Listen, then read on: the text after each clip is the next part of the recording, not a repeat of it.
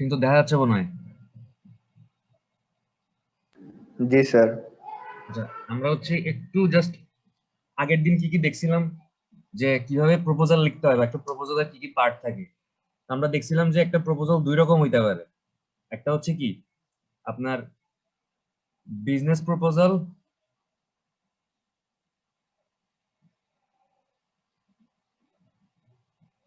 আর সেকেন্ডটা হচ্ছে research proposal.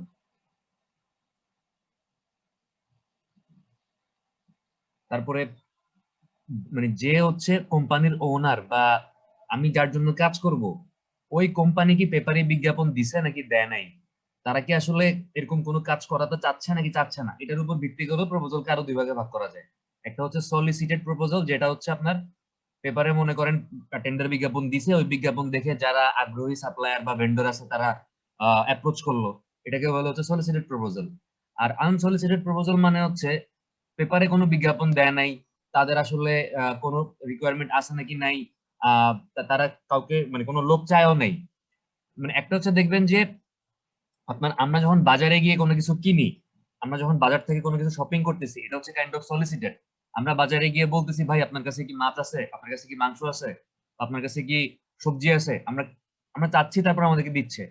এটা হচ্ছে কাইন্ড অফ সলিসিটেড প্রপোজাল, যে পেপারে আমি বিজ্ঞাপন দিচ্ছি যে আমার এই কাজটা করতে হবে, কোনো এক্সপার্ট কি আসো যে আমাকে কাজটা করে দিতে পারবা। আর আনসলিসিটেড প্রপোজালটা কি, এটা হচ্ছে বাসার সামনে অনেক সময় ফেরিয়ালা আসে না, আইসা বলে না যে সবজি আছে সবজি, মাছ আছে মাছ, ব্যাপারটা হচ্ছে একটা ওরকম, যে আমি আসলে চাই নাই বা আমি আসলে ব্যাপারে কোনো বিজ্ঞাপন দেই নাই, বাট যারা এই কাজগুলা করে তারা নিজেরা আমার কাছে এসে বলতেছে যে মানে আমাদের মনে হয় আপনার কোম্পানি এরকম কোন একটা প্রবলেমে আছে, আপনার কোম্পানি একটা লসে আছে, আপনি চাইলে আমরা আপনাকে কাজটা করে দিতে পারি। এটা হচ্ছে কি আনসলিসিটেড, মানে বলি নাই কিন্তু আমাকে কাজটা করে দেওয়ার জন্য আসছে। ঠিক আছে। আচ্ছা, এবার দেখেন যে আমরা দেখছিলাম যে একটা প্রপোজালকে মোটামুটি তিনটা ভাগে ভাগ করা যায়। মনে আছে প্রপোজালটাকে আমি যদি তিনটা ভাগে ভাগ করি, প্রথম ভাগটা কি ছিল, মাঝখানের ভাগটা কি ছিল, মাঝখানের ভাগটা কি ছিল, বডি আর লাস্টের ভাগটা কি ছিল, সাপ্লিমেন্টারি পার্ট।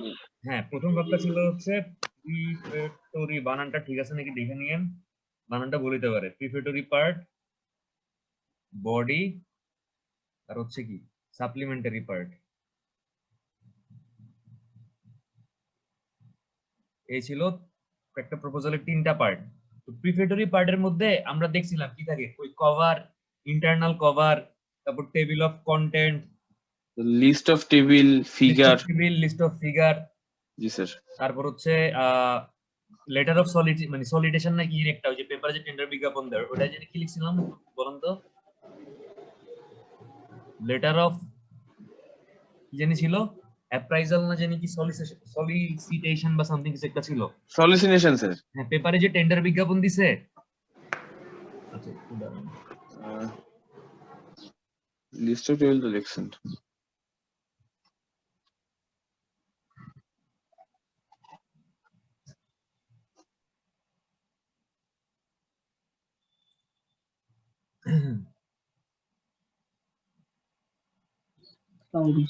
ওয়ালাইকুম সালাম।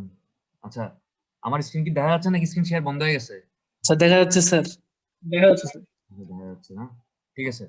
তাহলে লেটার অফ ওই সলিসিটেশন, তারপর হচ্ছে আপনার কভার লেটার, যেটা হচ্ছে আপনি লিখবেন ওই কোম্পানি বরাবর, যে টু দা এমডি অফ অমুক কোম্পানি, সাবজেক্ট হচ্ছে টু কনস্ট্রাক্ট এ 10 স্টোরেড বিল্ডিং। আপনি লিখবেন যে স্যার মানে আমরা অমুক পেপারে বা অমুক জায়গায় আপনাদের একটা টেন্ডার বিজ্ঞাপন দেখছি, আপনারা একটা 10 তলা বিল্ডিং করতে যাচ্ছেন, আমার মনে হয় যে আমাদের কন্ট্রাক্টর কোম্পানি বা আমাদের কনসালটেন্সি ফার্ম হচ্ছে এই কাজটা করার জন্য একেবারে পারফেক্ট, যদি কাজটা আমাদেরকে দেন তাহলে আমরা সাকসেসফুলি করে দিতে পারবো ইনশাআল্লাহ। এই টাইপের কথাবার্তা লিখে একটা কভার লেটার লিখতে হয়। তারপরে আরো কি কি জেনেছিল, এক্সিকিউটিভ সামারি বা অ্যাবস্ট্রাক্ট ছিল, ড্রাফট কন্ট্রাক্ট ছিল। এই জিনিসগুলো আমাদের কই ছিল, প্রিপারেটরি পার্টে ছিল, এগুলো আমরা দেখছিলাম। আজকে আমরা দেখবো যে বডি বা এই মাঝখানের অংশটুকুটাতে কি থাকবে আসলে একটা প্রপোজালের। একটা প্রপোজালের মাঝখানের অংশটাতে মেইনলি থাকে হচ্ছে দুইটা পার্ট, একটা হচ্ছে ইন্ট্রোডাকশন আর কি প্রসিডিওর, মানে আপনি কাজটা কিভাবে করবেন, এই দুইটা জিনিস হচ্ছে এই মাঝখানের অংশটুকু বা বডির মধ্যে থাকে। এবং এইটা হচ্ছে একটা প্রপোজালের মেইন অংশ। ঠিক আছে, এইটা হচ্ছে একটা প্রপোজালের কি মেইন অংশ। দেখেন যে আপনি যখন এই বডির মধ্যে ইন্ট্রোডাকশন পার্টটা লিখবেন, তখন হচ্ছে আপনাকে কি কি জিনিস এটার মধ্যে আনতে হবে। যে ফার্স্টে দেখবেন যে প্রবলেম, আপনি আসলে কোন কাজটা নিয়ে ডিল করতেছেন। বা এখন মনে করেন যে কোনো কোম্পানি কোন একটা প্রবলেম ফেস করতেছে, তাদের প্রত্যেক মাসে যে ইনকাম হচ্ছে ওটা আসলে ব্রেক ইভেন পয়েন্টে মানে পৌঁছে গেছে, ওটা হচ্ছে আসলে লাভের মুখ দেখতেছে না। জাস্ট মানে ব্রেক ইভেন মানে হচ্ছে আপনার কি বলবো, ইনভেস্টমেন্ট আর ইনকাম সমান, এই পয়েন্টটাকেই মনে হয় ব্রেক ইভেন বলে। ভুলে গেছি, মনে নেই এত কিছু আমার আসলে। তো এখন কথা হচ্ছে তারা লাভের মুখ দেখতে যাচ্ছে বাট পারতেছে না। তো কেন আসলে তারা লাভ করতে পারতেছে না, এটা একটা প্রবলেম। বা মনে করেন কোন কোম্পানিতে হচ্ছে প্রত্যেক মাসে এরকম চুরি হচ্ছে, তাদের সিকিউরিটি গার্ড আছে, সিসি ক্যামেরা আছে, তারপরও তারা আসলে বুঝতে পারতেছে না যে আসলে চোরটাকে। এটা একটা প্রবলেম। আবার মনে করেন যে কেউ একটা 10 তলা বিল্ডিং করবে, এটা আসলে একটা প্রবলেম না, বাট এটা আসলে একটা রিকোয়ারমেন্ট বা নিড। তো আপনি একদম প্রপোজালের শুরুতে হচ্ছে কোন কাজটা হচ্ছে কোন একটা কোম্পানি করতে চাচ্ছে, এবং ওই কাজটা করার জন্য আসলে কি কি করতে হবে বা কি কি করা দরকার, এই প্রবলেম আর নিড গুলো হচ্ছে একদম শুরুতে স্পেসিফাই করতে হবে। মানে একদম উল্লেখ করে বলে দিতে হবে যে ওকে, যে আপনারা একটা এরকম আম, ধরতে যাচ্ছেন যে আপনাদের কোম্পানিতে কেন চুরি হচ্ছে, বা বের করতে যাচ্ছেন যে কেন চুরি হচ্ছে, এবং এটার জন্য হচ্ছে আমাদেরকে আপনাদের অফিসের এরকম প্রত্যেকটা পয়েন্টে পয়েন্ট একটা করে সিসি ক্যামেরা বসাইতে হবে। এটা হচ্ছে নিড, মানে কি করতে হবে। আচ্ছা, এবার দেখেন যে প্রবলেম মানে কি নিয়ে আমরা কাজ করব এবং কি করতে হবে, এই দুইটা বোঝার পরে আপনাকে থার্ডে মেনশন করতে হবে হচ্ছে স্কোপ। মানে হচ্ছে আপনার কাজ করার ফিল্ড বা কাজ করার এরিয়া কোন কোন জায়গায় আসলে। আপনি স্কোপে বলে দিতে পারবেন যে আমি ওই যে বললাম অফিসে চুরি হচ্ছে, আপনি বলে দিবেন যে আপনি চোর ধরতে পারবেন, কিন্তু যদি কেউ ডাকাতি করে থাকে ওইটা আপনি ধরতে পারবেন না।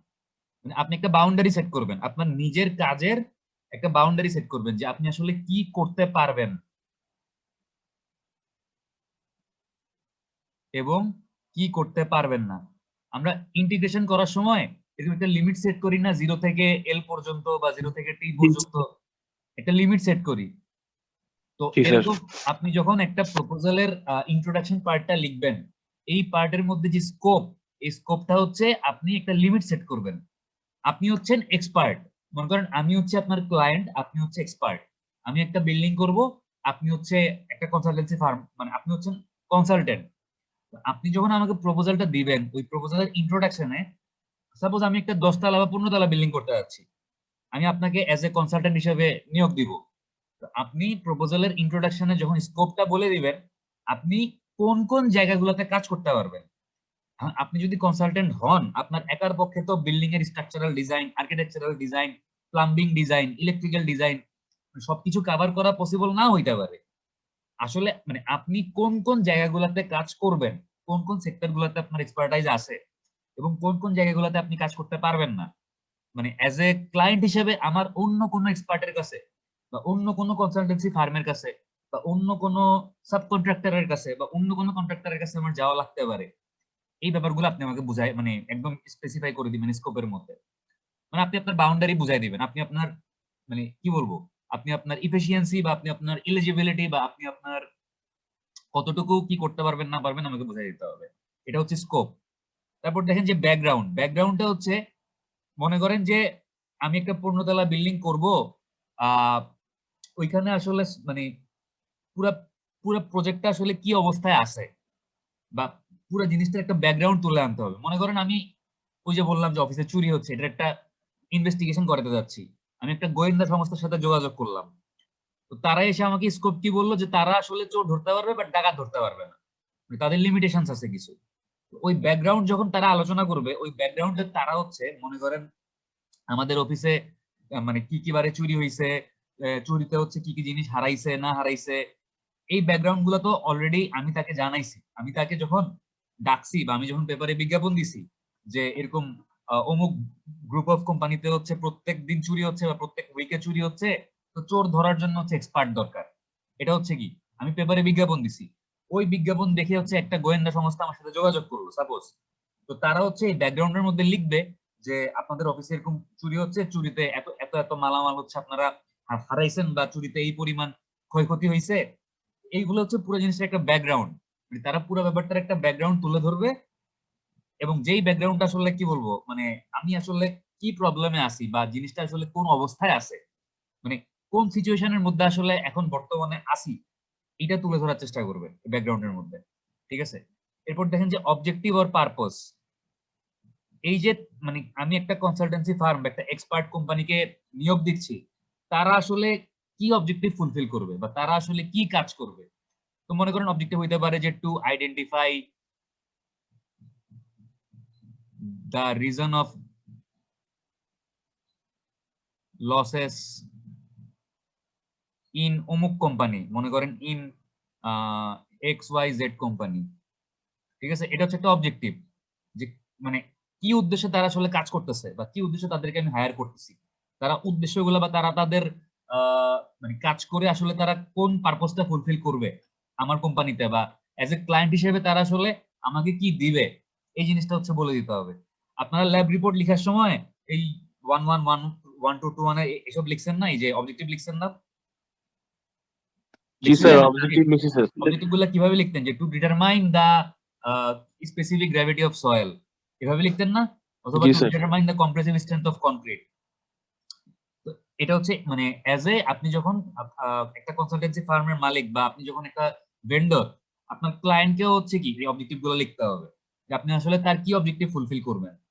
তারপর হচ্ছে দেখেন প্রজেক্ট টিম, মনে করেন আপনি যে মানে একটা প্রজেক্ট কমপ্লিট করার জন্য, সাপোজ আপনি একটা 10 তলা বিল্ডিং করার জন্য হচ্ছে এরকম একটা প্রপোজাল সাবমিট করলেন, আপনার টিমে কে কে আছে, আপনি আছেন মনে করেন, তারপর একজন প্রজেক্ট ইঞ্জিনিয়ার আছে PE, একজন সাইট ইঞ্জিনিয়ার আছে SE, একজন সাব অ্যাসিস্ট্যান্ট ইঞ্জিনিয়ার আছে SAE, তারপর মনে করেন ইলেকট্রিশিয়ান আছে, প্লাম্বার আছে, মানে আপনার টিমে কারা কারা আছে যাদেরকে নিয়ে আপনি অ্যাজ এ টিম হিসেবে প্রজেক্টটা কমপ্লিট করবেন, ঠিক আছে। মানে আপনার অফিসে কে কে আছে, আপনার আন্ডারে কারা কারা আপনার টিমে আছে যারা হচ্ছে এই প্রজেক্টটা কমপ্লিট করার জন্য কাজ করবে। আপনাকে হচ্ছে আপনার পুরো প্রজেক্ট টিমের, আপনি যদি একটা কনসালটেন্সি ফার্ম হন, আপনার হয়তো একজন মানে আর্কিটেক্ট আছে বা দুইজন আর্কিটেক্ট আছে, আপনার হয়তো এরকম দুইজন স্ট্রাকচারাল ইঞ্জিনিয়ার আছে, দুইজন জুনিয়র স্ট্রাকচারাল ইঞ্জিনিয়ার আছে, তারপর মনে করেন যে ইলেকট্রিক্যাল ইঞ্জিনিয়ার আছে, মেকানিক্যাল ইঞ্জিনিয়ার থাকতে পারে। আপনার টিমে কারা কারা আছে বা কি কি কোয়ালিফিকেশনের লোকজন আছে, এগুলো আপনাকে মেনশন করতে হবে, ঠিক আছে। ওকে, তাহলে মানে প্রপোজালের বডি মানে মেইন কি বলবো, মাঝখানের পার্ট যেটা বডি, ওই বডির মধ্যে ইন্ট্রোডাকশনে হচ্ছে এই জিনিসগুলো আসবে। আশা করি বুঝতে পারছেন। আচ্ছা, জি স্যার। এরপর দেখেন যে বডির যে দুইটা পার্ট, একটা ছিল কি ইন্ট্রোডাকশন, আর বডির সেকেন্ড পার্টটা হচ্ছে কি, বডির প্রথম পার্টটা ছিল ইন্ট্রোডাকশন,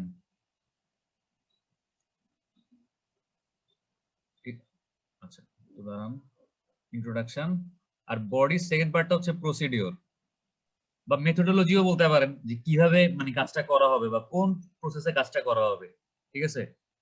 তো দেখেন যে এই প্রসিডিওরের মধ্যে আপনাদেরকে কি কি আনতে হবে, মেথডস, প্রসিডিওর, সোর্সেস, মানে আপনি কোন মেথডে কাজটা করবেন বা কোন প্রসিডিওর ফলো করে কাজটা করবেন, এবং কাজটা করার জন্য আপনি কি কি সোর্স ইউজ করবেন, ঠিক আছে। বা কোন জায়গা থেকে আপনি আপনি যদি কনস্ট্রাকশনের কাজ করেন, তাহলে আপনি এই কনস্ট্রাকশনের কাজের জন্য সিমেন্ট, ইট, বালি, রড এগুলা কোথা থেকে কালেক্ট করবেন।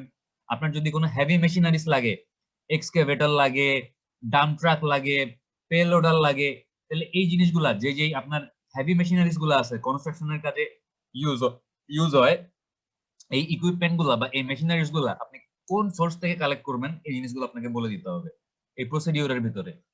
তারপর দেখেন যে প্ল্যান অফ অ্যাটাক, আপনি কিভাবে কাজ করবেন। আপনি ফার্স্টে মাটি মানে কি বলবো সয়েল এক্সকাভেশন করবেন, তারপর সয়েল এক্সকাভেশন করার পর হচ্ছে আপনি পলিথিন লে করবেন, পলিথিন লে করার পর হচ্ছে আপনি এরকম শীট পাইলিং করবেন, শীট পাইল করে হচ্ছে আপনি দুই পাশের মাটিকে সাপোর্ট দিবেন, তারপর হচ্ছে আপনি ফাউন্ডেশন কাজ করবেন, ফাউন্ডেশনের কাজ করার পর আপনি গ্রেড বিমে কোনো মানে গ্রেড বিম ঢালাই দিবেন, গ্রেড বিম ঢালাই দেওয়ার পর হচ্ছে আপনি কি করবেন, মানে আপনি এই সাবস্ট্রাকচার শেষ করার পর আপনি সুপার স্ট্রাকচারে হাত দিলেন, আপনি কলাম গুলা করলেন, তারপর বিম গুলা করলেন, তারপর এই স্ল্যাব ঢালাই দিলেন, এভাবে করে আস্তে আস্তে আপনি উপরের দিকে আগায় যাবেন। এই যে আপনার প্ল্যান অফ অ্যাটাক বা আপনি কিভাবে কাজগুলা করবেন, এই পুরা প্রসেসটা বা পুরা আপনার প্ল্যানটা হচ্ছে ক্লায়েন্টকে বুঝায় বলতে হবে। এরপর সিকোয়েন্স অফ অ্যাক্টিভিটি অলরেডি বলে ফেলছি যে কোন কাজের পরে আমি কি করব। আমি ফার্স্টে সয়েল এক্সকাভেট করব, তারপর হচ্ছে আমি পলিথিন লেইং করব, তারপর হচ্ছে আমি শীট পাইলিং করব, তারপর হচ্ছে আমি সাবস্ট্রাকচার করব, তারপর হচ্ছে আমি সুপার স্ট্রাকচার করব। মানে কোন কাজের পরে কোন কাজ করব, এটা হচ্ছে একদম সিকোয়েন্স ওয়াইজ বলে দিতে হবে, ঠিক আছে? তারপর হচ্ছে দেখেন ইকুইপমেন্ট, ফ্যাসিলিটিস, প্রোডাক্টস। আমার কাছে কি কি ইকুইপমেন্ট আছে, মানে আমি তো একটা আমি মনে করেন একটা কন্ট্রাক্টর কোম্পানি, তো আমার কাছে অবশ্যই এক্সকেভেটর, তারপর হচ্ছে পেলোডার, ডাম ট্রাক, মানে এরকম কিছু না কিছু ইকুইপমেন্ট আমার কাছে অবশ্যই আছে, যেহেতু আমি একটা মানে কন্ট্রাক্টর কোম্পানি। তো আমার কাছে কি কি ইকুইপমেন্ট বা কি কি ফ্যাসিলিটিস আছে, বা আমার কাছে কি কি প্রোডাক্ট আছে, মনে করেন আমার কাছে এরকম সিমেন্ট আছে যেটা আমি সাপ্লাই দিতে পারবো, আমার কাছে এরকম রড আছে যেটা আমি সাপ্লাই দিতে পারবো। তো এই জিনিসগুলো হচ্ছে আমাকে প্রপোজালের মধ্যে বলে দিতে হবে যে আমার কাছে কি কি অ্যাভেলেবেল আছে, ঠিক আছে? তারপর দেখেন যে পার্সোনাল কোয়ালিফিকেশন। এই যে আমি একটু আগে বলছি যে আমার একজন হচ্ছে স্ট্রাকচারাল ইঞ্জিনিয়ার আছে, ঠিক আছে, দুইজন হচ্ছে মনে করেন আর্কিটেক্ট আছে,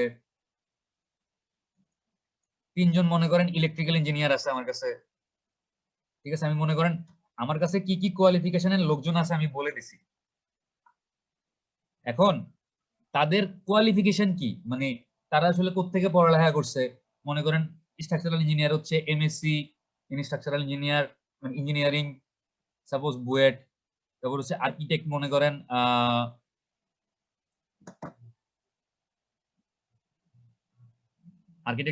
হচ্ছে MSc in architectural engineering, Khulna university.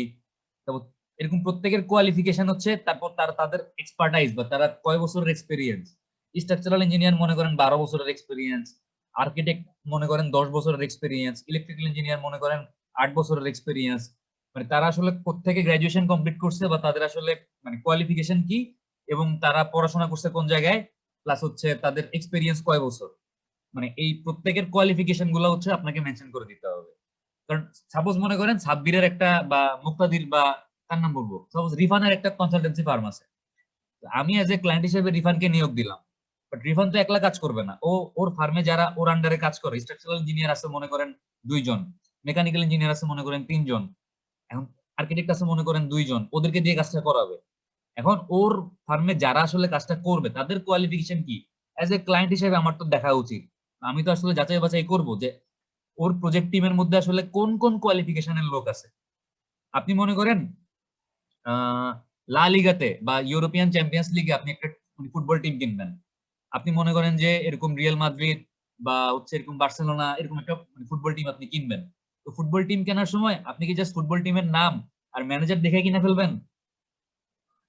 না না স্যার, স্যার, কি করবেন, প্রত্যেকটা ইন্ডিভিজুয়াল যে 11 জন প্লেয়ার আছে, goalkeeper, striker, midfielder, right wing, left back, right back, প্রত্যেকের হচ্ছে কি মানে কে আসলে কোন জাতীয় দলের খেলোয়াড় বা কোন দেশের খেলোয়াড়, এবং কার আসলে এই বছরে বা লাস্ট সিজনে কতগুলা গোল করছে, বা কে কয়টা পেনাল্টি মিস করছে, সব যাচাই বাছাই করে আপনি দেখবেন না আসলে যে প্লেয়ারদের প্রোফাইল গুলা কিরকম। জি আপনি স্যার, শুধু বড় টিমের নাম, আপনি রিয়াল মাদ্রিদ শুনে কিন্তু টিম কিনা ফেলবেন না, বা আপনি বার্সেলোনা শুনে কিন্তু টিম কিনে ফেলবেন না। আপনি দেখবেন যে আসলে প্লেয়ারদের কোয়ালিফিকেশন কেমন আছে। তো সেম যে আপনি যখন এরকম কোন একটা কনসালটেন্সি ফার্ম বা কোন একটা কন্ট্রাক্টর কোম্পানিকে দায়িত্ব দিবেন, তার যারা হচ্ছে এরকম কি বলবো প্রজেক্ট মেম্বার আছে, ওই মেম্বারদের এক্সপেরিয়েন্স বা কোয়ালিফিকেশন কি আপনি অবশ্যই দেখবেন। আর লাস্টে কি দেখবেন, দেখেন বাজেট অফ কস্ট, মানে হচ্ছে পুরা প্রজেক্টটা কমপ্লিট করতে আপনার কত টাকা লাগবে, এই বাজেটটা আপনি বলে দিবেন। বা প্রাইসেস মানে হচ্ছে প্রত্যেকটা ইন্ডিভিজুয়াল কাজের জন্য আপনার মানে কি কি কেমনে বুঝাই আপনাকে, মনে করেন রডের কাজ, আপনি পার স্কোয়ার ফিট রডের কাজ করতে কত টাকা নিবেন। তারপর মনে করেন থাই অ্যালুমিনিয়ামের কাজ, আপনি পার স্কোয়ার ফিট থাই অ্যালুমিনিয়ামের কাজ করতে কত টাকা নিবেন।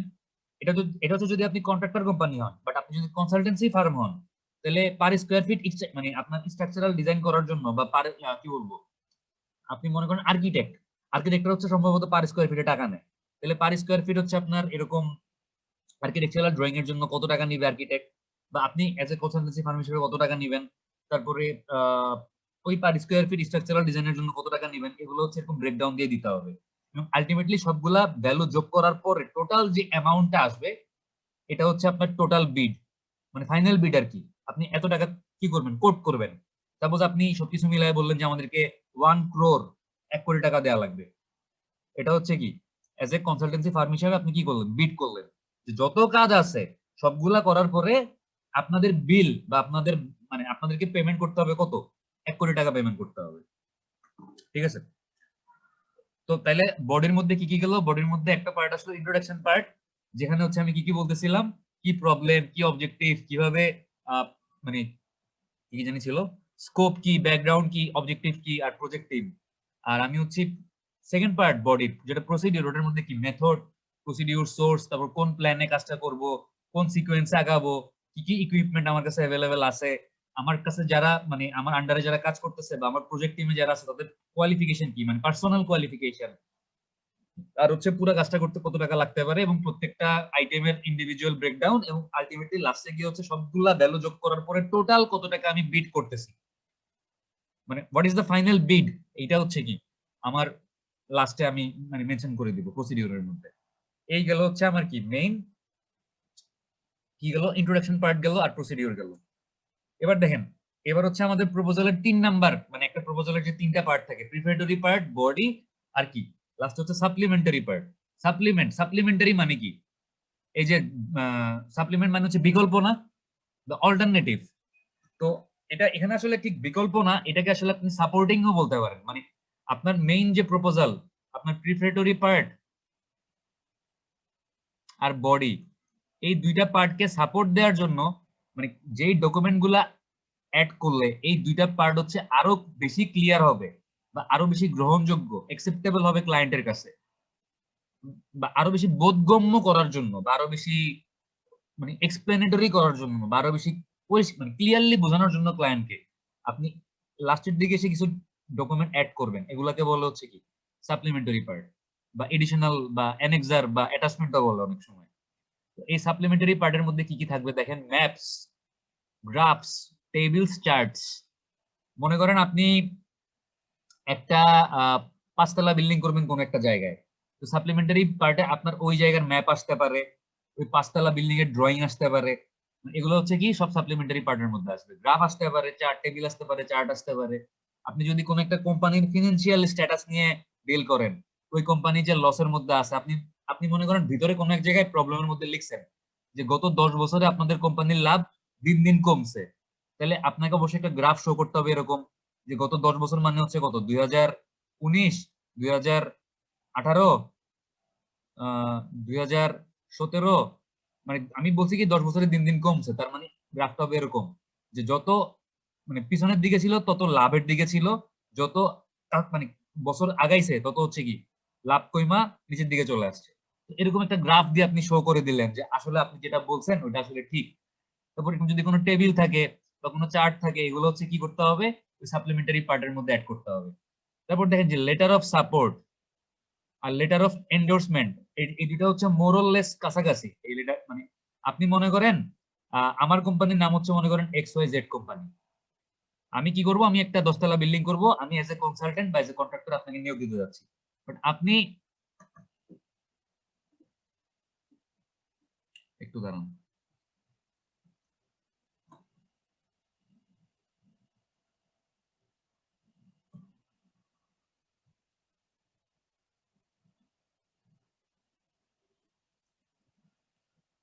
বাট আপনি আমার কোম্পানিতে কাজ করার আগে অলরেডি আপনি তো নিশ্চয়ই ABC কোম্পানি বা DEF কোম্পানি, GHI কোম্পানি, এরকম অনেক কোম্পানিতে তো আপনি কাজ করছেন না? আপনার তো অবশ্যই এক্সপেরিয়েন্স আছে। তো জি স্যার। দেখবেন যে এই কোম্পানিগুলোতে কাজ করার পরে, কাজ সাকসেসফুলি শেষ করার পরে এই কোম্পানিগুলো একটা সার্টিফিকেট দেয়, এটাকে বলা হচ্ছে ওয়ার্ক কমপ্লিশন সার্টিফিকেট।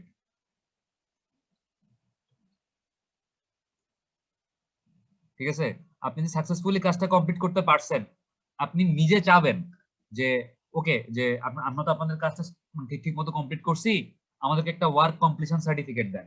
কেন চাবেন? কারণ এই সার্টিফিকেটটা পরবর্তীতে আপনি যখন অন্য কোনো ক্লায়েন্টের কাছে একটা প্রপোজাল পাঠাবেন, ওই প্রপোজাল আপনি অ্যাড করতে পারবেন। তখন ক্লায়েন্ট বুঝতে পারবে যে আপনি এরকম বড় বড় প্রজেক্ট অনেক জায়গায় সাকসেসফুলি কমপ্লিট করে আসছেন, so that you are capable of also handling his project. সে বুঝতে পারবে আসলে। ঠিক আছে, তো এরকম ওয়ার্ক কমপ্লিশন সার্টিফিকেট বা লেটার অফ সাপোর্ট আপনি অ্যাড করবেন আপনার সাপ্লিমেন্টারি পার্টের মধ্যে। তারপর রেফারেন্স, মনে করেন কোন বড় মানে খুব পপুলার কোনো পার্সন, বা এরকম খুব রিনাউন্ড কোনো পার্সন, বা এরকম কোন অনেক বড় ইঞ্জিনিয়ার, বা এরকম বড় কোনো কোম্পানি, স্কয়ার কোম্পানি, বেক্সিমকো, আপনি এরকম বড় বড় কোনো কোম্পানিতে কাজ করছেন, তো ওইখানে আপনাকে আপনার রেফারি হইতে কারা আগ্রহী আসলে, মানে আপনার সম্পর্কে জানতে চাইলে মনে করেন আমি যদি বেক্সিমকো কোম্পানির চেয়ারম্যান এরকম কাউকে ফোন দিয়ে মানে জিজ্ঞেস করি যে আপনাদের আপনাদের মনে কোন একটা কাজ এরকম রিফান্ডের কোম্পানি করছে, তো মানে আপনাদের কি মনে হয় যে ওরা কি আসলে ভালো না খারাপ, তো আপনাকে ভালো বলবে বা আপনার রেফারেন্স হিসেবে কাজ করবে এরকম কারো নাম আপনাকে দিতে হবে, যেটা হচ্ছে সিভির মধ্যে নরমালি দেখবেন যে আপনারা লাস্টের দিকে এরকম মানে রেফারেন্স কয়েকজন রেফারেন্সের নাম দেওয়া থাকে বা রেফারির নাম দেওয়া থাকে। আচ্ছা, এরপর দেখেন যে ফর্ম। সাপোজ আপনি হচ্ছে কোন একটা পার্টিকুলার গাইডলাইন ফলো করে আমাকে প্রাইস গুলা বলছেন, আপনি আমাকে বলছেন যে পার স্কোয়ার ফিট টাইলসের কাজ করতে আপনি আমার কাছ থেকে 100 টাকা করে নেবেন, 100 টাকা পার স্কোয়ার ফিট। আপনি আমাকে বলছেন যে রঙের কাজ করতে পেইন্ট আপনি পার স্কোয়ার ফিট রঙের কাজ করতে আমার কাছ থেকে 50 টাকা করে নেবেন। আমি এটা আন্দাজে লিখছি, আমি আসলে শিওর না রঙের কাজ 50 টাকা নেয় নাকি আরো কম বা বেশি নেয়। তারপর আপনি আমাকে বলে দিচ্ছেন যে পার স্কোয়ার ফিট মানে কি বলবো, পার স্কোয়ার ফিট না, আপনি বলে দিচ্ছেন যে ইলেকট্রিক্যাল কাজ করতে এক একটা ফ্যান লাগাইতে আপনি আমার কাছ থেকে 2000 টাকা করে নেবেন, 2000 টাকা পার ফ্যান। এই যে আপনি আমাকে মানে প্রাইস গুলা দিচ্ছেন বা প্রাইস গুলা কোটেশন করতেছেন বা কোট করতেছেন, আপনি কি পিডব্লিউডি পাবলিক ওয়ার্ক ডিপার্টমেন্ট ওদের মানে ওদের শিডিউল মানে এরকম সরকারি কাজের বিভিন্ন গাইডলাইন আছে, মানে কন্ট্রাক্টররা চাইলেও অতিরিক্ত টাকা চাইতে পারবে না। মনে করেন ওই পিডব্লিউডি শিডিউলে আপনার লেখা আছে পার স্কোয়ার ফিট টাইলসের কাজ করতে মানে 90 টাকা লাগবে, তো যেটা হয় কন্ট্রাক্টররা বড় জোর 5 টাকা 6 টাকা বা 10 টাকা এরকম অতিরিক্ত অ্যাড করতে পারে লেবার কস্টিং হিসেবে, কারণ কাজটা তো হচ্ছে একটা লেবারকে দিয়ে করাইতে হবে, তাই না? তো লেবার কস্টিং হিসেবে সামান্য কিছু টাকা অ্যাড করতে পারে, বাট নরমালি আপনি আসলে কোন গাইডলাইন, আপনি কি পিডব্লিউডি গাইডলাইন নাকি MES military engineering depart S দিয়ে কি হয়, মিলিটারি ইঞ্জিনিয়ারিং এস দিয়ে কি হয় ভুলে গেছি, সার্ভিস স্যার। Service service. তো এমইএস এরও কিন্তু শিডিউল আছে, ঠিক আছে? মানে আর্মিরা হচ্ছে নিজেদের যখন কাজগুলা করায় ওরা হচ্ছে ওদের কাজগুলো করানোর জন্য একটা এরকম রেট ফিক্স করে রাখছে। তো যখন কোনো কন্ট্রাক্টর এরকম সরকারি কাজের জন্য অ্যাপ্লাই করে তাকে কিন্তু ওই পিডব্লিউডি শিডিউল বা যদি আর্মিদের কোনো কাজের জন্য অ্যাপ্লাই করে তাকে কিন্তু ওই এমইএস এর শিডিউল দেখে অ্যাপ্লাই করতে হয়, কারণ ওদের অলরেডি মানে এরকম শিডিউল করা আছে ওই কোম্পানিগুলা, ওরা কিন্তু বেশি টাকা চাইলেও দিবে না। মনে করেন বায়োস্টের এরকম আমরা যদি বায়োস্টের কাজ করি আমরা কিন্তু হয় পিডব্লিউডি বা এমইএস যে কোনো একটা ফলো করব। এখন যদি কোনো কন্ট্রাক্টর আমার কাছে মনে করেন পিডব্লিউডি শিডিউলে লেখা আছে যে টাইলসের কাজ হচ্ছে পার স্কোয়ার ফিট 90 টাকা, তো যদি কন্ট্রাক্টর আমার কাছে 95 টাকা চায় বা 100 টাকা চায় তাহলে আমি কি বুঝবো যে অতিরিক্ত 5 টাকা বা 10 টাকা চাইছে লেবার কস্টিং হিসেবে পার স্কোয়ার ফিটে, বাট সে যদি আমার কাছে 150 টাকা চায় তাহলে কি আমি তার জীবনে কাজটা দিব? কখনোই দিব না, কারণ শিডিউল আমি দেখতেছি কাজটার রেট হচ্ছে 90 টাকা, বাট আমার কাছে কন্ট্রাক্টর চাইতেছে হচ্ছে কি 150 টাকা, তাহলে আমি কোন দুঃখে তার কাজ দিব? তো সে কোন শিডিউলটা ফলো করছে, সে কি এমইএস শিডিউল ফলো করছে নাকি সে পিডব্লিউডি শিডিউল ফলো করছে, এই জিনিসগুলো হচ্ছে ওই ফর্ম মানে আপনার লাস্টের দিকে অ্যাটাচ করে দিতে হবে। তারপর টেবিল অফ ডেফিনেশন, মনে করেন যে মানে ভিতরে আপনার পুরো প্রপোজালের ভিতরে এমন অনেক টার্ম আছে যে টার্মগুলোর মানে হচ্ছে একটা নন ইঞ্জিনিয়ার বুঝবে না। সাপোজ আপনি বলছেন যে কনসোলিডেটেড সয়েল, কনসোলিডেটেড সয়েল, এই কনসোলিডেটেড সয়েলের মানে কি, এটা কি একটা নন ইঞ্জিনিয়ারিং পারসন বুঝবে? অথবা না আপনি বলে স্যার। দিচ্ছেন যে yield strength of steel, STRENGTH, yield strength of steel, এটার মানে কি একটা নন ইঞ্জিনিয়ারিং মানুষ বুঝবে? বুঝবে না। তো মানে সিভিল ইঞ্জিনিয়ার না হইলে বুঝবে না। তো একটা নন ইঞ্জিনিয়ারিং মানুষ যেন আপনার প্রপোজালটা পড়ে বুঝতে পারে এই জন্য আপনি ভিতরে যত টেকনিক্যাল টার্ম ইউজ করবেন যেগুলোর মিনিং সাধারণ মানুষ জানবে না এগুলোর মিনিং আপনাকে লাস্টে গিয়ে মানে বলে দিতে হবে। টেবিল অফ ডেফিনেশন, আপনাকে একটা টেবিল বানাইতে হবে, এখানে হচ্ছে প্রত্যেকটা এরকম ইঞ্জিনিয়ারিং টার্মের ব্যাখ্যা আপনাকে বলে দিতে হবে। তারপর হচ্ছে প্রজেক্ট শিডিউল, মানে হচ্ছে মনে করেন আপনি এর আগে আরো অন্য কোনো কোম্পানিতে কাজ করে আসছেন, আপনি এই যে এবিসি কোম্পানিতে কাজ করছেন, আপনি ডিইএফ কোম্পানিতে কাজ করছেন, আপনি জিএচআই কোম্পানিতে কাজ করছেন, অথবা হ্যাঁ আপনি তো ওই কোম্পানিতে আপনি কোন রেটে কাজ করছেন, আপনি টাইলসের কাজ কত টাকায় করছেন, আপনি পেইন্টের কাজ কত টাকায় করছেন, আপনি ইলেকট্রিক্যালের কাজ কত টাকায় করছেন, মানে কত টাকায় আপনি আসলে আগের কোম্পানিগুলোতে কাজগুলো করে আসছেন, আপনি এরকম আগের কোম্পানিগুলোর শিডিউল অ্যাড করতে পারেন। সাপোজ আমি পিডব্লিউডি শিডিউল দেখে বলতেছি আপনাকে আমি পার স্কয়ার ফিট ট্যাক্সের কাজের জন্য 90 টাকা দিব, কিন্তু আমি এটা বুঝতেছি না যে আসলে লেবার কস্টিং হয়ে আপনার হয়তো 105 টাকা কস্টিং করতে পারে, প্লাস আপনি কিছু এডিশনাল লাভও করবেন। লেবার কস্টিং প্লাস হচ্ছে ইনিশিয়াল কস্টিং সব দেওয়ার পরে আপনি কিছু লাভ রাখবেন, আপনি যদি লাভ করতে না পারেন তাহলে আপনি এজ এ কন্ট্রাক্টর হিসেবে কাজ কেমনে করবেন? তো আপনি যে আসলে আগে অন্য কোনো জায়গায় আরেকটু বেশি রেটে কাজ করে আসছেন, এটা প্রুফ করার জন্য বা এটা দেখানোর জন্য আপনি আমাকে লাস্টের দিকে গিয়ে অন্য কোম্পানিগুলোর প্রজেক্ট শিডিউলে যোগ করে দিতে পারেন সাপ্লিমেন্টারি পার্টের মধ্যে। ঠিক আছে? আচ্ছা, এখন আমরা মোটামুটি বুঝতে পারছি যে আমাদের এই preparatory part, body, supplementary part, এই তিনটা পার্টের কোথায় কি থাকবে আমরা বুঝতে পারছি। এখন আমরা দেখবো যে ইন্ডিভিজুয়ালি এই প্রিপারেটরি পার্টের মধ্যে আমরা জানি কি কি থাকে।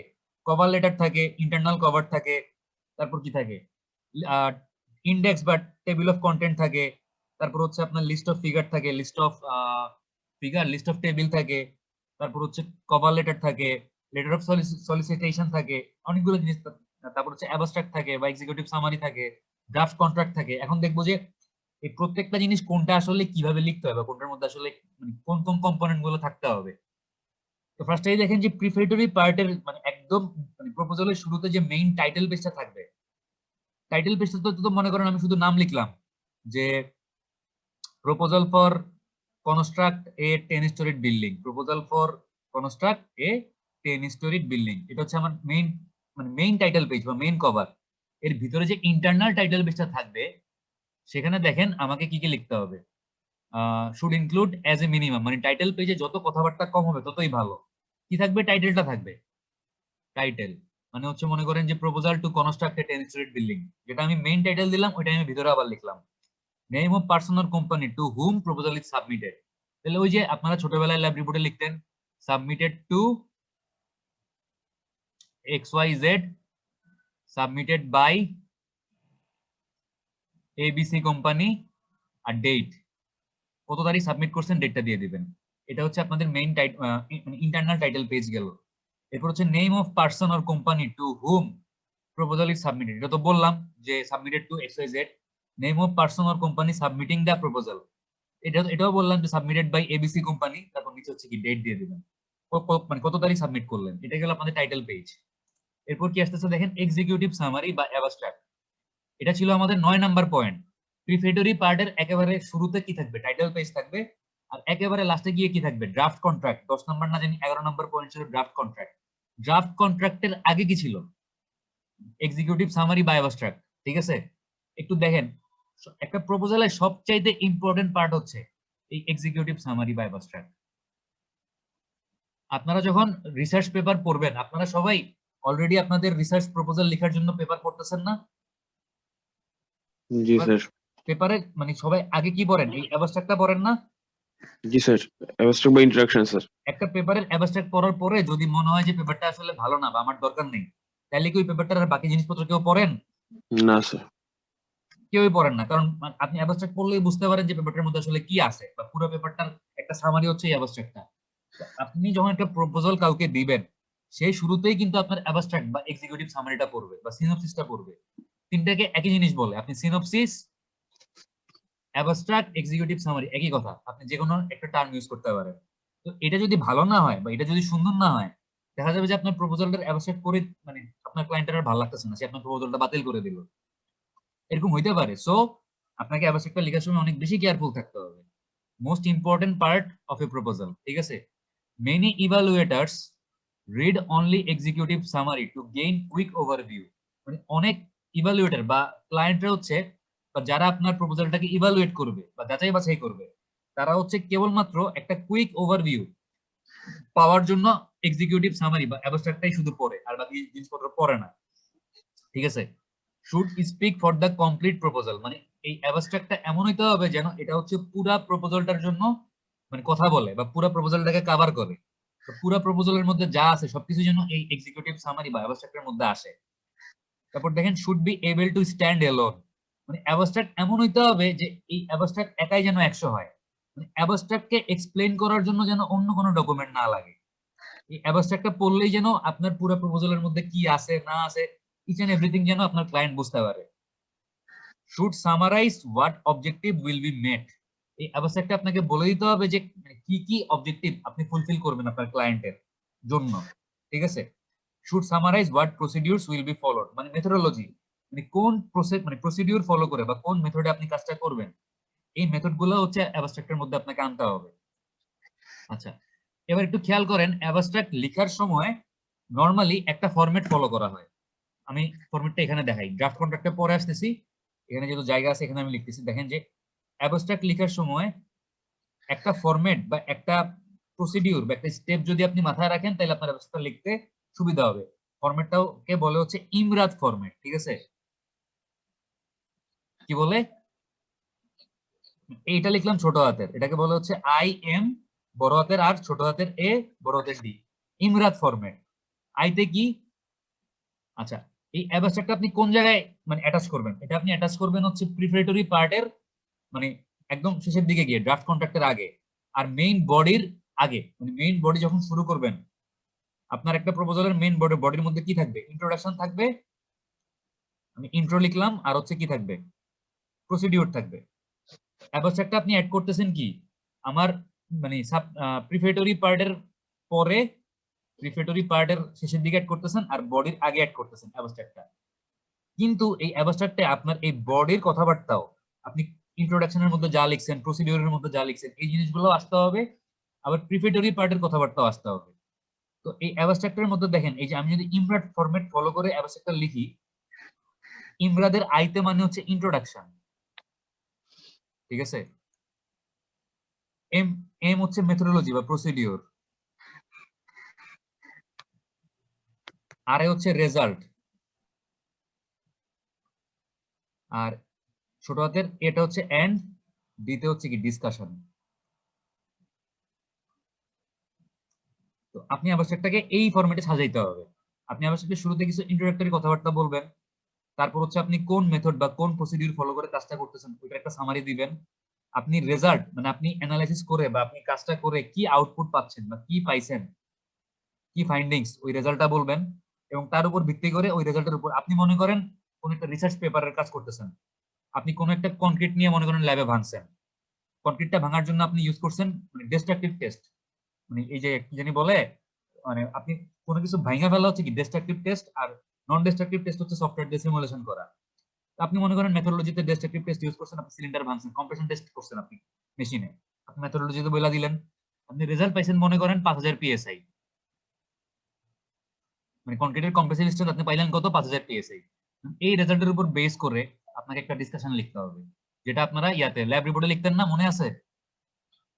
জি স্যার। অ্যাবস্ট্রাক্টেও এই স্টেপগুলো ফলো করে আপনাকে অ্যাবস্ট্রাক্টটা লিখতে হবে।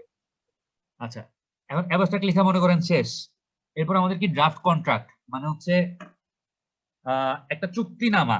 মানে আমি যেই কোম্পানির কাজটা করে দিব, আমি কাজটা করতেছি কার জন্য? মনে করেন আমি ভাই ভাই কোম্পানির জন্য কাজ করতেছি, তো তাদের সাথে হচ্ছে আমার একটা কন্ট্রাক্ট হবে, যেখানে হচ্ছে দেখেন যেটা আমি যে কন্ট্রাক্টটা থাকবে কোন জায়গায়, inserted after executive summary for long proposal. মানে মানে বড় প্রপোজাল বা যে প্রপোজাল গুলো অনেক লম্বা হয়, এক্সিকিউটিভ সামারির পরে হচ্ছে গিয়ে একটা ড্রাফট কন্ট্রাক্ট অ্যাড করতে হয়। gives immediate overview of the work including financial information। মানে ড্রাফট কন্ট্রাক্টের ভিতরে আপনার মোটামুটি পুরো কাজের একটা সামারি থাকে, প্লাস হচ্ছে মানে ফাইন্যান্সিয়াল বা আর্থিক যে ইনফরমেশন গুলা, টাকা পয়সা রিলেটেড যে ব্যাপারগুলো, এগুলোর একটা ইনফরমেশন থাকে। মানে মেইনলি ড্রাফট কন্ট্রাক্টে বলা থাকে যে সাপোজ আমি বায়োসের এক্সাম্পলই দিই, বায়োস মনে করেন 300 কোটি টাকার একটা প্রজেক্ট করতেছে, 300 crores। আমরা যদি একটা কনসালটেন্ট নিয়োগ করি, ওই কনসালটেন্ট বলে দিবে যে আপনাদের টোটাল যত টাকার প্রজেক্ট তার 0.98% আমাকে বা 1% আমাকে কনসালটেন্সি ফি দেয়া লাগবে। তার মানে যদি 300 কোটি টাকা হয়, 300 কোটি টাকার 1% কত কোটি? 3 কোটি। তাহলে কনসালটেন্টের মানে কনসালটেন্সি ফি কত? 3 কোটি টাকা। এই 3 কোটি টাকা কি সে একবারে নিবে? সে একবারে নিবে না। সে মনে করেন ভেঙে ভেঙে নেবে স্যার।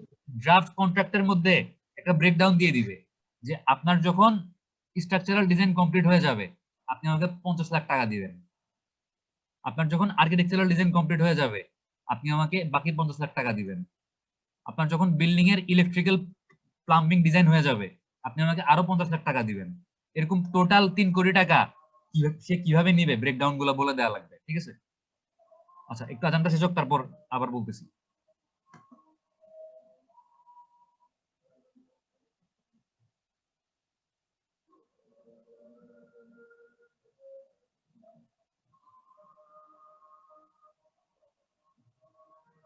আচ্ছা, এখন কেউ আর মিটিং লিভ করেন না, কারণ হচ্ছে আমি এখন মিটিং লক করে দিব।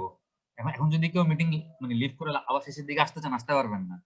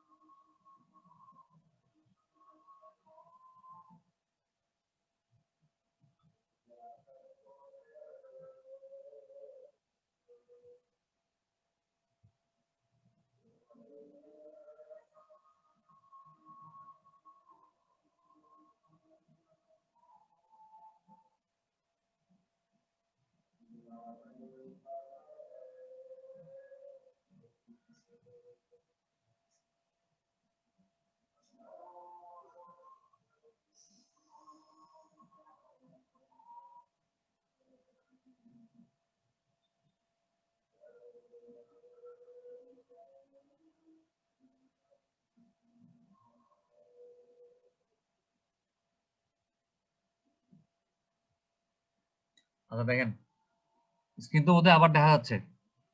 জি তাহলে স্যার। হচ্ছে আপনি ওই মানে ব্রেকডাউন গুলা মানে কোন পার্টিকুলার কাজটা করার পরে কত টাকা নেবেন একটা ব্রেকডাউন দিয়ে দিবেন। তো এইভাবে করে আসলে আপনার ড্রাফট কন্ট্রাক্টটা শেষ হবে আর কি। ঠিক আছে, মানে ড্রাফট কন্ট্রাক্টের মধ্যে আরো কিছু ক্লজ বা শর্ত বলা থাকতে পারে যে যদি মানে আপনি অ্যাজ এ কন্ট্রাক্টর কোম্পানি হিসেবে পুরা কাজ না করে অর্ধেক কাজ করে পালা যেতে চান, তাহলে আপনাকে হচ্ছে আপনার ক্লায়েন্টকে ক্ষতিপূরণ দিতে হবে। বা আপনার ক্লায়েন্ট যদি অর্ধেক কাজ করার পরে আপনাকে বিদায় করে দিতে চায়, যে ওকে তোমার কাজ আমার ভালো লাগতেছে না, আমি তোমাকে বিদায় করে দিব, তাহলে হচ্ছে আপনাকে কিছু ক্ষতিপূরণ দেওয়া লাগতে পারে। মানে এই ধরনের যে ক্লজ বা রুলস গুলা থাকতে পারে আপনাদের দুজনের মধ্যে। কারণ কাজ করার আগে অবশ্যই আপনি কিছু আপনার নিজের সুবিধার জন্য আপনি কিছু রুলস ঠিক করবেন, আপনার ক্লায়েন্ট কিছু রুলস ঠিক করবে। আর আপনি যেন আপনার ক্লায়েন্টকে ঠকাইতে না পারেন, আবার আপনার ক্লায়েন্ট যেন আপনাকে ঠকাইতে না পারে, দুই পক্ষেরই সম্মতিতে কিছু রুলস ঠিক করা হয়। এগুলাও ওই কন্ট্রাক্টের মধ্যে বলা থাকতে পারে। এবং সবকিছু দেখার পরে ইচ এন্ড এভরিথিং যদি ক্লায়েন্ট প্লাস আপনি এজ এ কনসালটেন্সি ফার্ম হিসেবে আপনার পছন্দ হয়, আপনারা দুজনেই ওই কন্ট্রাক্টের মধ্যে সাইন করবেন। ঠিক আছে, এটা হচ্ছে ড্রাফট কন্ট্রাক্ট। আচ্ছা, এরপর দেখেন যে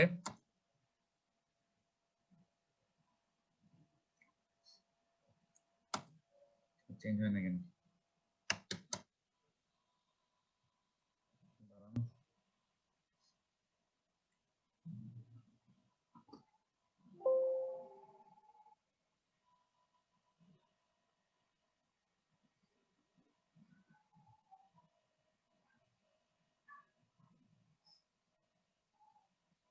আচ্ছা, সাইট তো আবার দেখা যাচ্ছে মনে হয়। জি স্যার। জি স্যার। এরপর হচ্ছে টেবিল অফ কন্টেন্ট। একটু খেয়াল করেন, টেবিল অফ কন্টেন্ট কিন্তু ড্রাফট কন্ট্রাক্টের পরে না, আমাদের প্রিপারেটরি পার্টে সবার উপরে কি, প্রিপারেটরি পার্টে সবার উপরে হচ্ছে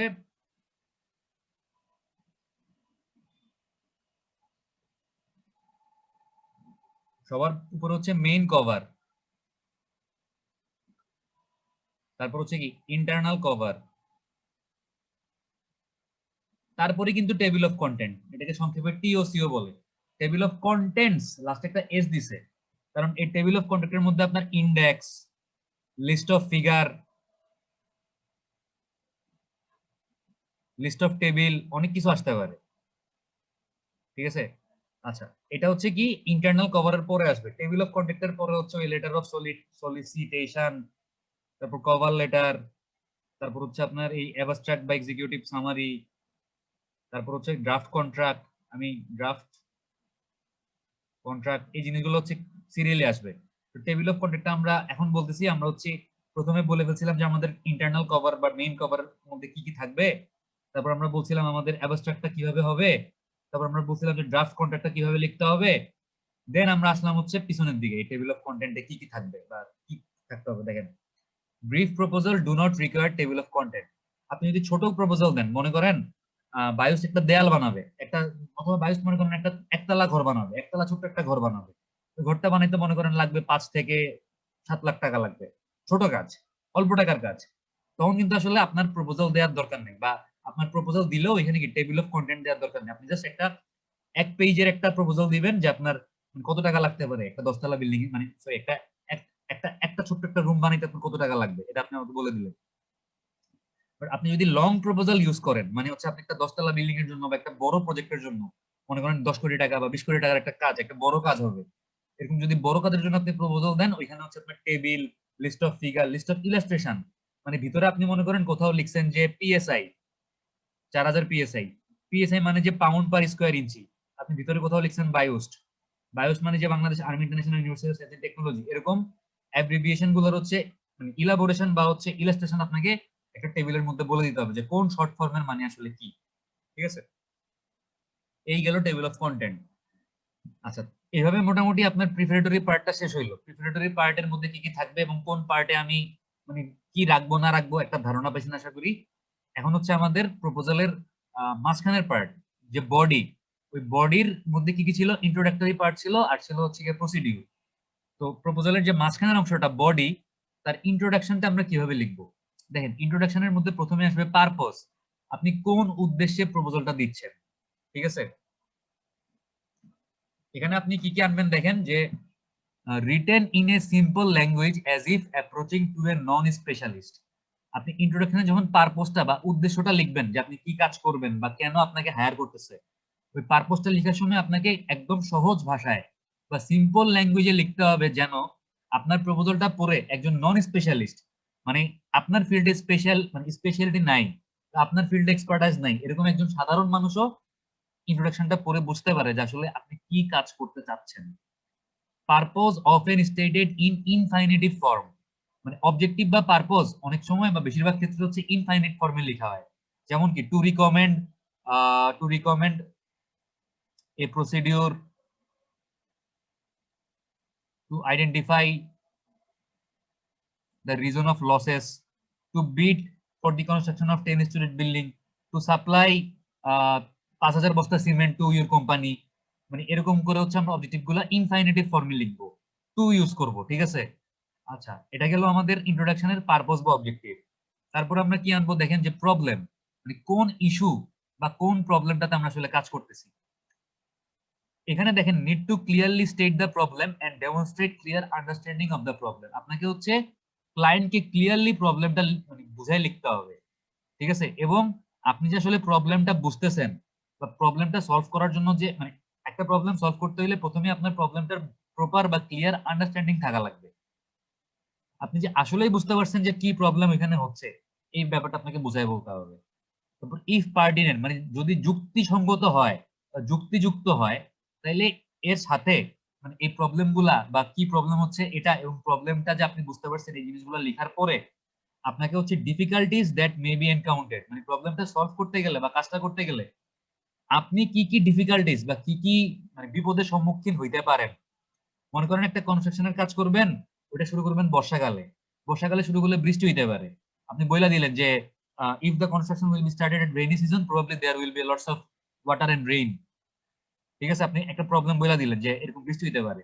তো method propose to overcome the problem, এবং ওই প্রবলেমটা ওভারকাম করার জন্য কি মেথড আপনি অ্যাপ্লাই করবেন। আপনি বইলা দিলেন যে আমরা পলিথিন বিছায় রাখবো যেন পানি না জমতে পারে, বা পানি জমলে আমরা হচ্ছে এরকম হাইড্রোলিক পাম্প দিয়ে পানি সেচে ফালাই দিব। মানে কোন মেথডে আপনি এই যে প্রবলেমগুলো এনকাউন্টার করবেন এবং প্রবলেমগুলো আপনি ফেস করতে পারেন, প্রবলেমগুলো আপনি কিভাবে ওভারকাম করবেন, তার একটা মেথড বা আপনাকে একটা উপায়ও বলে দিতে হবে। ঠিক আছে, আচ্ছা, এবার দেখেন যে স্কোপ, মানে পারপোজ গেল, পারপোজের মধ্যে যদি আপনি কি কি কি কাজ করবেন ওগুলা কি ইনফাইনিট ফর্মে লিখলেন, আর যদি যুক্তিসঙ্গত মনে হয় তাইলে কাজগুলো করার সময় আপনি কি প্রবলেম ফেস করতে পারেন এবং প্রবলেমগুলো কিভাবে ওভারকাম করতে পারেন এটাও আপনি লিখে দিলেন। এখন হচ্ছে দেখেন যে স্কোপ, মানে আপনি কোন কোন জায়গায় বা কোন কোন ফিল্ডে কাজ করতে পারবেন, আপনার লিমিটেশন বা আপনার বাউন্ডারি আসলে কতটুকু। দেখেন স্কোপের মধ্যে কি আসবে, যে define the boundaries that are being set for the project to accomplish objective, মানে আপনি স্কোপের মধ্যে মানে অবজেক্টিভ বা উদ্দেশ্যগুলো ফুলফিল করার জন্য আপনি কোন কোন জায়গায় কাজ করবেন এবং কোন কোন জায়গায় কাজ করতে পারবেন না, আপনি কি করতে পারবেন এবং কি করতে পারবেন না, এই ব্যাপারগুলো হচ্ছে স্কোপের মধ্যে নিয়ে আসতে হবে। দেখেন যে what you will do and what you will not do, এগুলো কোথায় আসবে, এগুলো হচ্ছে স্কোপের মধ্যে আসবে। ঠিক আছে, আচ্ছা, এরপর দেখেন যে প্রজেক্ট টিম, মানে আপনি ওই যে বললাম যে আপনার তো একটা প্রজেক্ট টিম আছে, বা আপনি তো অনেকগুলা লোককে ইউজ করে কাজটা কমপ্লিট করবেন। তো দেখেন যে include list of individuals who will work for the project, মানে কারা কারা হচ্ছে এই প্রজেক্টের জন্য কাজ করবে। ওই যে স্ট্রাকচারাল ইঞ্জিনিয়ার, আর্কিটেক্ট, তারপর হচ্ছে মেকানিক্যাল ইঞ্জিনিয়ার, ইলেকট্রিক্যাল ইঞ্জিনিয়ার, সবার একটা লিস্ট দেয়া মানে দেয়া থাকতে হবে প্রজেক্ট টিমের মধ্যে। In long proposals include brief curriculum vitae of each individuals, এটা ভিটাই হবে, ওয়ার্কিং অন দ্য প্রজেক্ট, মানে হচ্ছে বড় প্রপোজালের ক্ষেত্রে আপনার যতগুলা লোক আপনি কাজ করাবেন আপনার প্রজেক্টে, প্রত্যেকের একটা শর্ট সিভি বা কারিকুলাম ভিটাই হচ্ছে এরকম অ্যাড করা লাগে।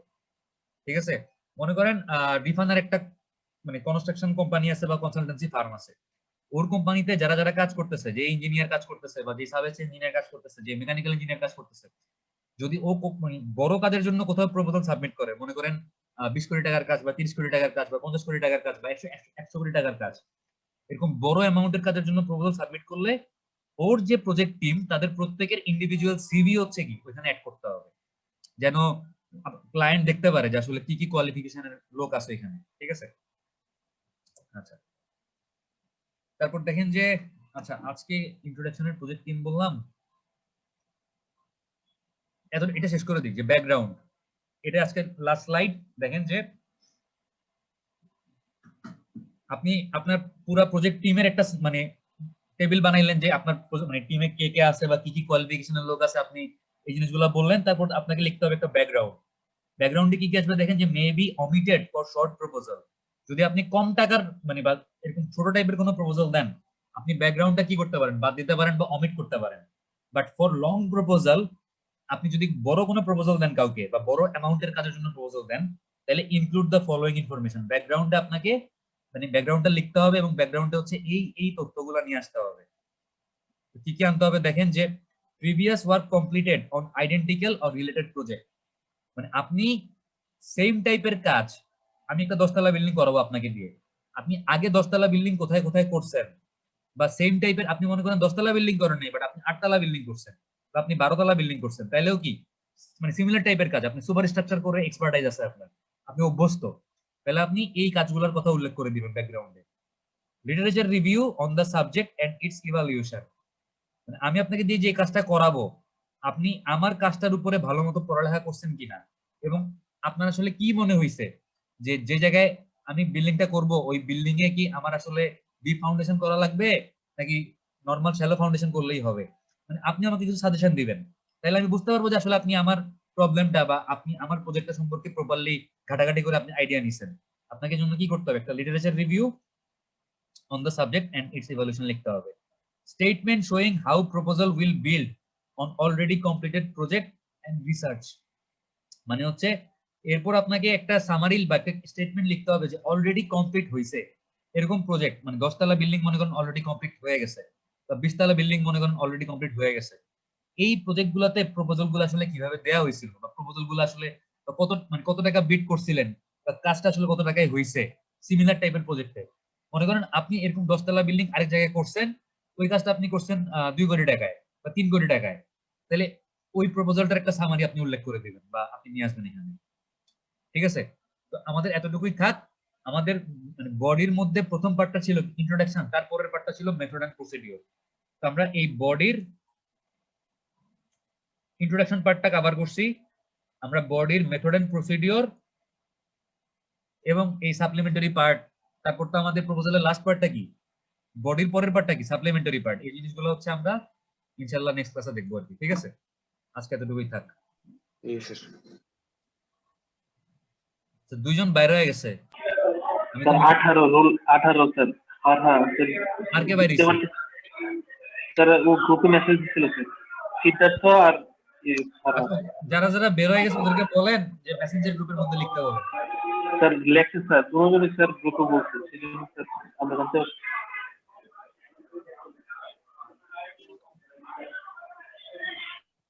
আচ্ছা, কয়টা বাজে? একটা হয়ে গেছে, একটু দাঁড়ান, অ্যাটেন্ডেন্স গুলো নিয়ে নিই।